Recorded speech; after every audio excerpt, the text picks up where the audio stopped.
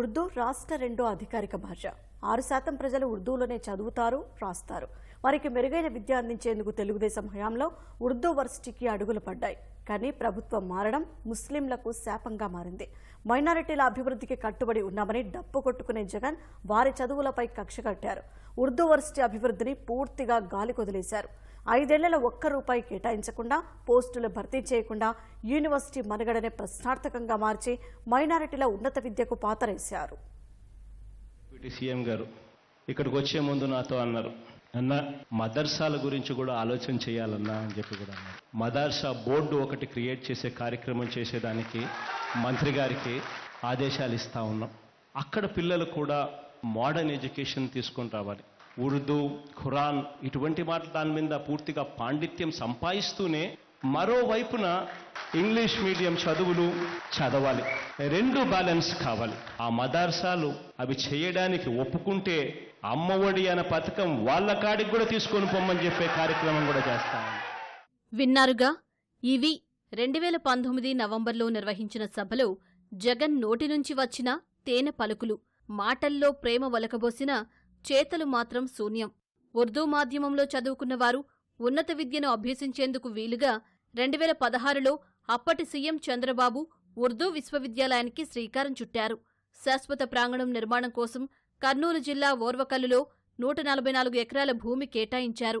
2017లో నిర్మాణ పనులు కూడా ప్రారంభించి తరగతులు నిర్వహించారు. రాష్ట్రంలో మొట్టమొదటి ఉర్దూ యూనివర్సిటీగా ఇది గుర్తింపు పొందింది. తర్వాత వచ్చిన జగన్ సర్కార్ ఉర్దూ విశ్వవిద్యాలయాన్ని అటకెక్కించింది. గతంలో జరిగిన పనులే తప్ప ఒక్క ఇటుక కూడా పేర్చలేదు. ప్రభుత్వ నిర్లక్ష్యంతో మొండిగోడలే దర్శనమిస్తున్నాయి. మరోవైపు వర్సిటీ ప్రాంగణం అసాంఘిక శక్తులకు అడ్డాగా మారింది.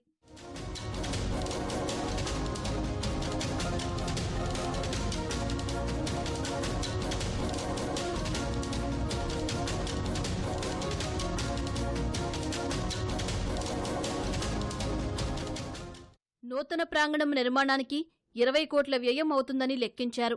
అకాడమిక్ బ్లాక్ భవన నిర్మాణ పనులు తెలుగుదేశం హయాంలోనే ప్రారంభించి కొంతమేర చేశారు. ఆ తర్వాత ప్రభుత్వం మారటంతో పనులు మధ్యలోనే ఆగిపోయాయి.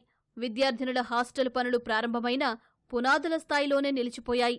అంతర్గత రోడ్ల నిర్మాణం కూడా అరకొరగానే చేశారు. వైకాపా సర్కారు బిల్లులు చెల్లించకపోవడంతో గుత్తేదారు పనులు నిలిపేశారు. ఏటికేడు నిర్మాణ వ్యయం పెరిగి మొత్తం 49 కోట్లకు చేరింది. అద్దె భవనాల్లో తరగతులు నిర్వహిస్తున్నారే తప్ప వర్సిటీ నిర్మాణానికి పూనుకోవట్లేదు. ముస్లిం యువతకు తీరని అన్యాయమే అనుకోవాలి. ఇది ఓ రకంగా చెప్పాలంటే వాళ్ళ చదువుకి చాలా ఆటంకమైంది. కోట్లు కేటాయించాము, నిధులు సమకూర్చామని చెప్పుకుంటారు, కానీ వాస్తవానికి చూస్తే మొండిగోడలు కనపడుతుంది. కాంట్రాక్టర్లు దీన్ని సగంలోనే వదిలేయాల్సిన పరిస్థితి వచ్చింది. ఎందుకంటే వాళ్ళకు కావాల్సిన బిల్లులు కానీ వాళ్ళకు నిధులు సమకూరలేదు. సో ఇది ఒక అడవి ప్రాంతంగా మిగిలిపోవాల్సి వచ్చింది. చదువుకునే వాళ్ళకు చాలా అన్యాయం జరిగింది.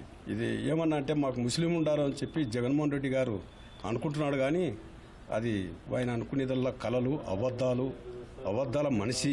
ఇక్కడున్న ఎమ్మెల్యే గారు, లోకల్ ఉన్న ఎమ్మెల్యే గారు దీని మీద దృష్టి కూడా పెట్టలేదు. దీన్ని ఆయన కళ్ళకు కనిపించలేదా? రోడ్డు పక్కల్లే ఉంది.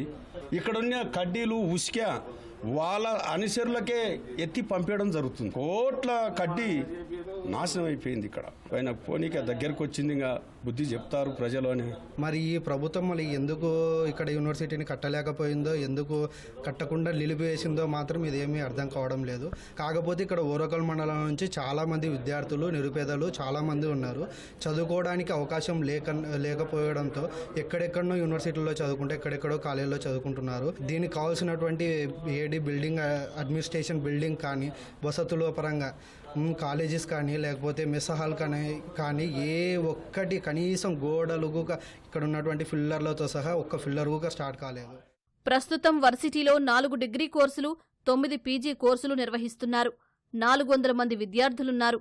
పరిశోధనలకు కేంద్ర బిందువులా ఉండే వర్సిటీలో ఇప్పటికీ ఒక్క ఆచార్యుడిని కూడా నియమించలేదు. 68 మందిని నియమిస్తామంటూ కబుర్లు చెప్పి పోస్టుల భర్తీలో మాత్రం తీవ్ర జాప్యం చేస్తున్నారు. విద్యార్థుల ఒత్తిడితో 40 మంది అతిథి అధ్యాపకులను నియమించి వారికి అత్తెసరు వేతనాలు ఇస్తూ పబ్బం గడుపుకుంటున్నారు. రాష్ట్రంలో ఎక్కడ కూడా ఏ యూనివర్సిటీ కూడా ఒక్క రూపాయి అదనపు నిధులు ఇవ్వకుండా యూనివర్సిటీలను నాశనం చేస్తూ రెగ్యులర్ ఫ్యాకల్టీ కూడా నియామకం చేయలేని పరిస్థితి ఈరోజు మన జగన్మోహన్ రెడ్డి గారు చేస్తున్నారు. ఒక్క పోస్ట్ అంటే ఒక పోస్ట్ కూడా రెగ్యులర్ పోస్టు లేనే లేదు. మరి అందరినీ కాంట్రాక్ట్ బేస్ మీద ఇష్టానుసారంగా స్థానిక ఎమ్మెల్యేలు మరి ఎంపీలు అందరూ కలిసి ఈరోజు యూనివర్సిటీని నాశనం చేస్తూ యూనివర్సిటీ విద్యార్థులకు చదువును దూరం చేస్తూ, కానీ మీరు 5 ఏళ్ళలో చేసినది ఏంటంటే ఇక్కడ చూస్తే మాత్రం శూన్యం కనబడుతుంది. చంద్రబాబు నాయుడు గారు వేసిన పునాది తప్ప మీరు వేసిన పని ఒక్కటి కూడా లేదని మేము తెలియజేస్తున్నాం. ఎందుకు పట్టించుకోలేదంటే చంద్రబాబు ఏదైతే చేసినాడో అవన్నీ ఆపడం ఆయన పనిగా పెట్టుకున్నాడు. దాంట్లో భాగంగా ఇదొకటి ఉర్దూ యూనివర్సిటీ ఆపడం జరిగింది.